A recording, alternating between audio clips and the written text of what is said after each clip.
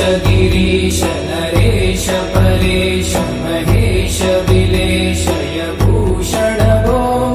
साम्ब सदा शिव शम्भो शङ्कर शरणं मे तव चरणयुगम्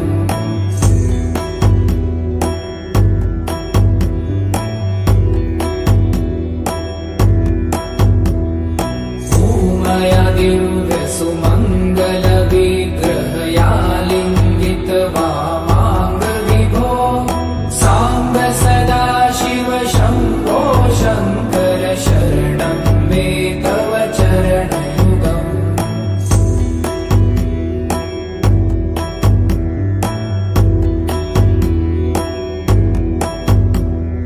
दूरीकुरु मामज्ञमनाथं दूरीकुरु मे दुरितं भो साम्ब सदा शिव शम्भो शङ्कर शरणं मे तव चरणयुगम्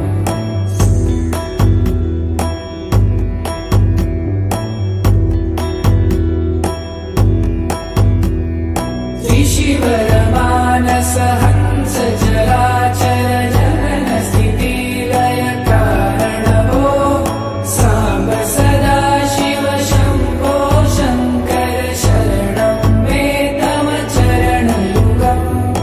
अन्तःकरण विशुद्धिं भक्तिं च त्वयि सतिं प्रदेहि विभो साम्ब सदा शिव शम्भो शङ्कर शरणं मे तव चरणयुगम्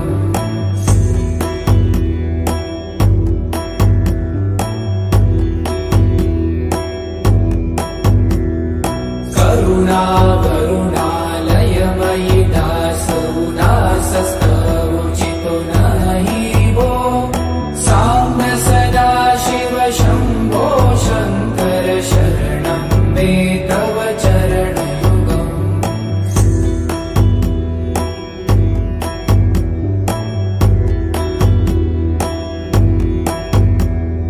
जय कैलास निवास प्रमाथ गणाधीश भूसुरार्चित भो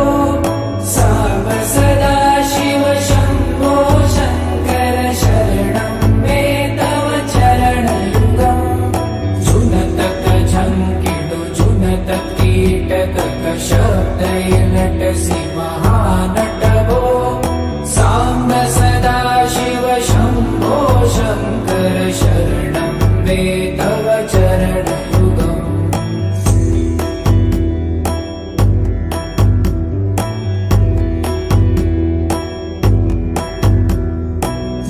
धर्मस्थापन दक्ष रक्ष गुरु दक्ष यज्ञ शिक्षक भो साम्ब सदा शिव शम्भो शङ्कर शरणं मे तव चरणयुगम्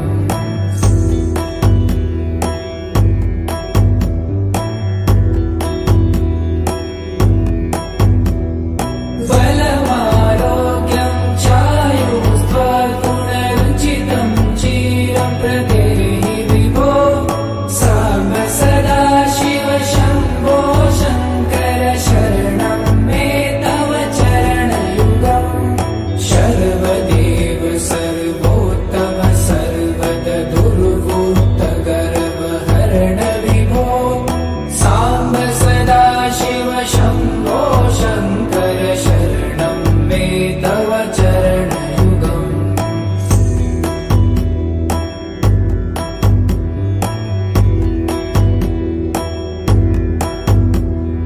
भगवन् भर्ग भयापह भूतपते भूतिभूषिताङ्ग विभो साम्ब सदा शिव शम्भो शङ्कर शरणं मे तव चरणयुगम्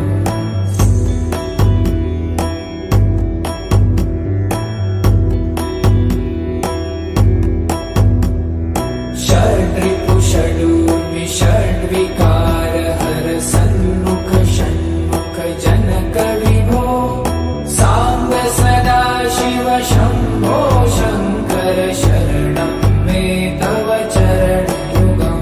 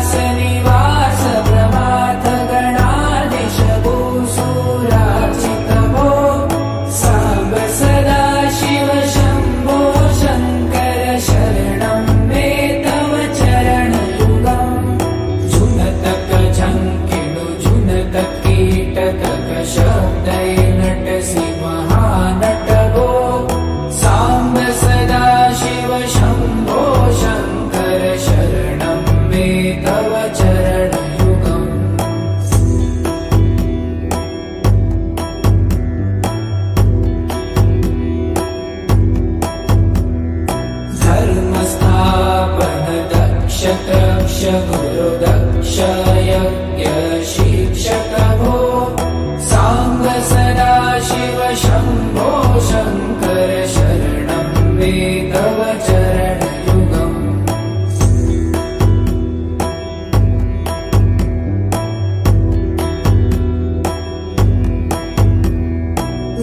बलमारोग्यं चायुस्त्वगुणरुचितं चिरप्रदेहि विभो साम्ब सदाशिव शम्भो शङ्कर शरणं मे तव चरणयुगम् सर्वदेव सर्वोत्तम सर्वगदुर्भूतगर्वहरण विभो साम्ब सदाशिव शम्भो शङ्कर शरणं मे तव चरणयुगम्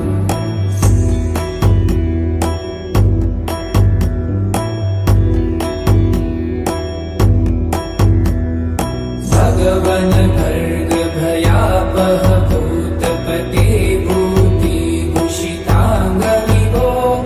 साम्ब सदाशिव शम्भो शङ्कर शरणं मे तव चरणयुगम्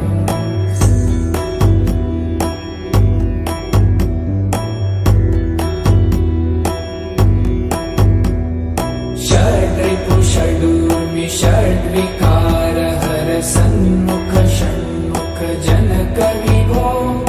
साम्ब सदाशिव शम्भो शङ्कर शरणं मे तव चरणयुगम्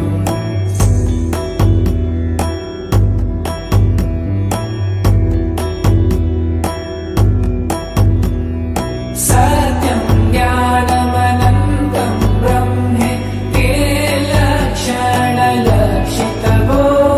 साम्ब सदाशिव शम्भो शङ्कर शरणं मे तव चरणयुगम्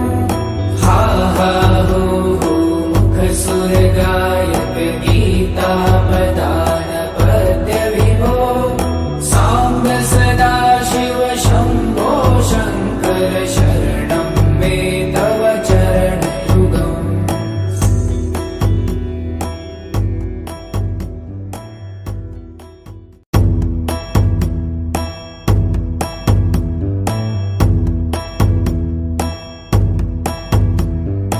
ईश गिरीश नरेश परेश महेश विलेशय भूषण भो साम्ब सदाशिव शम्भो शङ्कर शरणं मे तव चरणयुगम्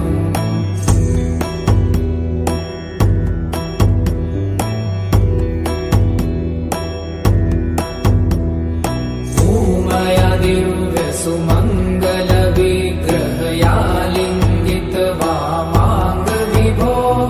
साम्ब सदाशिव शम्भो शङ्कर शरणं मे तव चरणयुगम्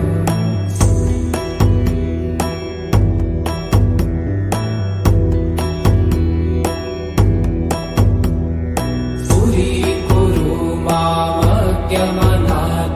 दूरीकुरु मे दुरितं भो साम्ब सदाशिव शम्भो शङ्कर शरणं मे तव चरणयुगम्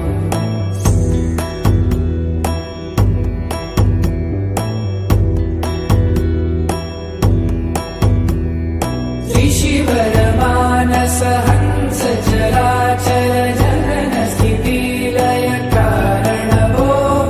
साम्ब सदाशिव शम्भो शङ्कर शरणं मे तव चरणयुगम्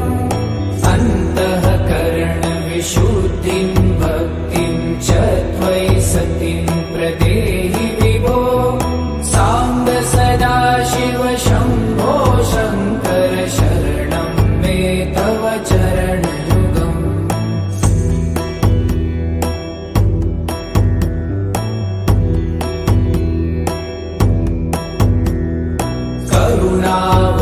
करुणावरुणालयमयि दास उदासस्तवोचितो नहि भो साम्ब सदाशिव शम्भो शङ्कर शरणं मे तव चरणयुगम्